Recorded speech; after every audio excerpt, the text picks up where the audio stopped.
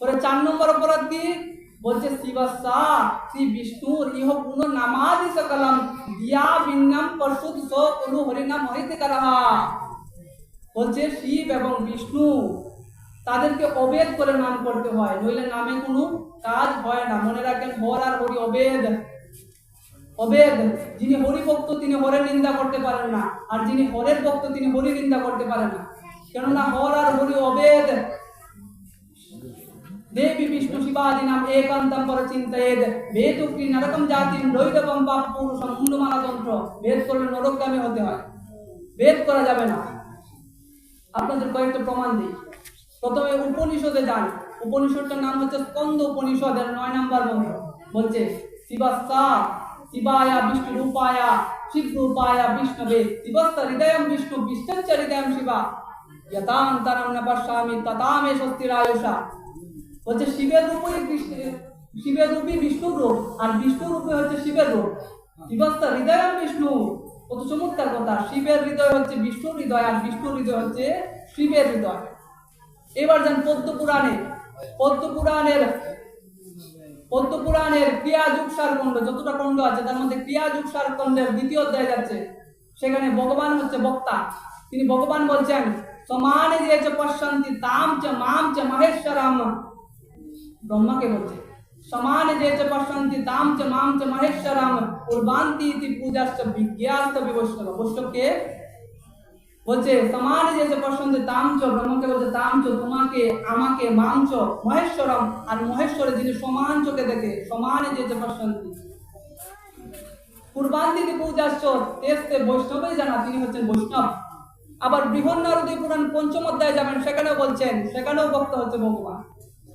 তিনি বলছেন, শিবে চ পরমেশ্বরে বিষ্ণু চ পরমাত্মনি সমবুদ্ধা প্রবর্তন্তে দেবই বাগবত উত্তম। উত্তম বাগবতকে, উত্তম ভক্তকে বলছে শিবে চ পরমেশ্বরে বিষ্ণু চ পরমাত্মনি সমবুদ্ধা, যিনি সমান চোখে দেখেন, তিনি হচ্ছেন উত্তম ভক্ত। এই যে এই যতগুলো আমি শ্লোক মন্ত্র বললাম সবগুলোই হরিভক্তি বিলাসে দিয়ে দিয়েছে। চৈতন্য মহাপ্রভুর পার্ষদ, প্রত্যক্ষ পার্ষদ, তার নাম গোপাল ভট্ট গোস্বামী, তার একটা বই আছে হরিভক্তি বিলাস, সেই হরিভক্তি বিলাসে দিয়ে দিয়েছে। এমনকি সামনে যে আসছে শিব চতুর্দশী, কৃষ্ণ ভক্তরা কিভাবে শিব চতুর্দশী পালন করবেন সেগুলো দিয়ে দিয়েছে। দেখবেন সামনে আসছে শিব চতুর্দশী, শিবরাত্রি। এমন কিছু বৈষ্ণব থাকে, খবরদার খবরদার, তুই কৃষ্ণ ভক্ত, এখানে যাবি না, এখানে শিবের পূজা হচ্ছে, যাবি না, তোর ভক্তি নষ্ট হয়ে যাবে, খবরদার। আর যদিও বা যাস তাহলে প্রতিমার দিকে তাকাবি না, আর যদিও বা প্রতিমার দিকে তাকাস তাহলে প্রণাম করবি না, আর যদি বা প্রণামটা করে নিস একবার, প্রসাদটা হাতে নেবে না, চলে আসবে। কিন্তু উনি গৌড়ীয় ভক্ত, উনি জানেনই না চৈতন্য মহাপ্রভুর জীবনী। চৈতন্য মহাপ্রভুকে যদি ভালো করে জানতে হয়, উনার পার্শ্বদ দ্বারা লিখিত বইগুলো পড়তে হবে, পার্শ্বদ দ্বারা। যেমন চৈতন্য ভাগবত বৃন্দাবন দাস ঠাকুর লিখেছেন, চৈতন্য মঙ্গল লোচন দাস, গোবিন্দ দাসের চর্চা গোবিন্দ দাস লিখেছে, তারপরে যে স্বরূপ দামোদরের চর্চা, এগুলো পড়তে হবে। যারা গৌড়ী ভক্তে আছেন তারা পড়বেন। তো একটা নাম হচ্ছে মুরারি গুপ্তের চর্চা, বইটা লিখে রাখেন। মুরারি গুপ্ত তিনি হচ্ছেন চৈতন্য মহাপ্রভুর প্রত্যক্ষ পার্শ্বদ। মুরারি গুপ্তের চর্চা, চর্চা মানে ডায়েরি, উনি একটা বই লিখেছে সংস্কৃত ভাষায়। এর কাহিনী আমি একটা আপনাদের বলি।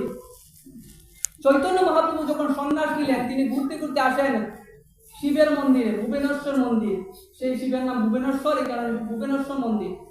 সেখানে এসে তিনি স্তুতি করছেন, তিনি প্রণাম করছেন, তিনি নৃত্য করছেন। তারপর ভোজন শেষে তিনি শুয়ে আছেন, শুয়ে শুয়ে ভাবছেন, ইস। সেখানে মুরারি দাস গুপ্ত তিনি লিখে দিচ্ছেন, ইতি চিন্তয়াস্তা মহাদেব প্রসাদকম পানিব্বাম ব্রাহ্মণা কষ্টিদিতায় সম্মুখে স্থিতঃ, পানিব্বাম ব্রাহ্মণা কষ্টিদিতায় সম্মুখে স্থিতঃ উবাচ মহাদেব প্রসাদকম গৃহীতামিতি তৎসুত্তা সহসুত্তায় গৃহীত্বা শিরসা নমঃ। চৈতন্য মহাপ্রভু শুয়ে শুয়ে চিন্তা করছেন, ইতি চিন্তয়াস্তা মহাদেব প্রসাদকম, ইস শিবের স্তুতি তো করলাম, প্রণাম তো করলাম, ইস শিবের প্রসাদ তো আর নেওয়া হলো না। দেখুন কে চিন্তা করছে, চৈতন্য মহাপ্রভু, শিবের প্রসাদ তো আর নেওয়া হলো না। আর এমন সময় পানিব্বাম ব্রাহ্মণা কষ্টিদিতায় সম্মুখে স্থিতঃ, এমন সময় সেই মন্দিরের যে পূজারী রয়েছেন তিনি প্রসাদ নিয়ে এসেছেন। আর বলছেন উবাচ মহাদেব প্রসাদকম গৃহীতামিতি, আমি আপনার জন্য প্রসাদ নিয়ে এসেছি, নিন প্রসাদ নিন। তখন কি বলেছিলেন চৈতন্য মহাপ্রভু? তিনি বলেছেন না, এগুলো আমি নিব না। না, তৎসুত্তা সহসুত্তায় গৃহীত্বা শিরসা নমঃ। তিনি শুয়ে আছেন, তাড়াতাড়ি উঠলেন, তাড়াতাড়ি উঠে সেই যে প্রসাদ রয়েছে সেই প্রসাদ তিনি মাথায় টেকিয়ে গ্রহণ করলেন। এমন তোর শিক্ষা যিনি দিয়েছেন তিনি হচ্ছেন আমার গৌরাঙ্গ মহাপ্রভু। এমন তোর শিক্ষা। পরের লাইনগুলো পড়বেন, এখানে একজনের ডাউট হয়েছে, সন্দেহ, বলছে ওনার নাম হচ্ছে মহাতেজ দামোদর পণ্ডিত। উনি বলছে না না না, শিবের প্রসাদ তো নেওয়া যায় না। চৈতন্য মহাপ্রভু বলছে খবরদার, হর আর হরি অবেদ। যিনি কৃষ্ণ ভক্ত তিনি জানেন শিব হচ্ছে পরম বৈষ্ণব, শিবের থেকে বৈষ্ণব কেউ হয় না। হ্যাঁ, এটা সত্য। ভাগবতী বলা আছে নিম্নগা নামেতা গঙ্গা দেবে নাম হচ্ছে দেতা বৈষ্ণবা নামেতা শম্ভু পুরা নাম ইদম তথা। যেমন সমস্ত নদীর মধ্যে গঙ্গা শ্রেষ্ঠ, যেমন সমস্ত নদীর মধ্যে গঙ্গা শ্রেষ্ঠ, যেমন সমস্ত বিগ্রহের মধ্যে অচ্যুত শ্রেষ্ঠ, যেমন সমস্ত পুরাণের মধ্যে ভাগবত শ্রেষ্ঠ, তদ্রূপ ভাবে বৈষ্ণবা নামেতা শম্ভু, যিনি বৈষ্ণবের মধ্যে শ্রেষ্ঠকে বৈষ্ণবা নামেতা শম্ভু। বৈষ্ণবের মধ্যে শ্রেষ্ঠ হচ্ছে স্বয়ং শিব ও শম্ভু। শিবের থেকে বৈষ্ণব কেউ হয় না, ধ্বনি দিতে হয় বৈষ্ণব শ্রেষ্ঠ শিব ও শম্ভু কি? শিবের থেকে বৈষ্ণব কেউ হয় না। হ্যাঁ, শিবের কৃপা ছাড়া বৈষ্ণব হওয়া যায় না, হর পার্বতীর কৃপা ছাড়া বৈষ্ণব হওয়া যায় না। হর পার্বতী কেন বললাম? যারা এখানে দেখবেন অনেকে আছে কৃষ্ণ মন্ত্রে দীক্ষিত, কালী নিন্দা করে, দুর্গা নিন্দা করে, কিন্তু উনি জানেনই না কৃষ্ণের যে বীজ মন্ত্র রয়েছে, বীজ মন্ত্র তো এইভাবে বলা যায় না।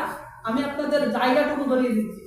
গৌতমীয় তন্ত্রের 2য় অধ্যায়ে যাবেন, সেখানে বলছে প্রত্যেকটা বীজ মন্ত্রের মণি থাকে, ছন্দকার থাকে, ঋষি থাকে, দেবতা থাকে। সেখানে বলছে নারদস্ত মুনি প্রুক্ত চন্দা বিরারিতি স্মিতাম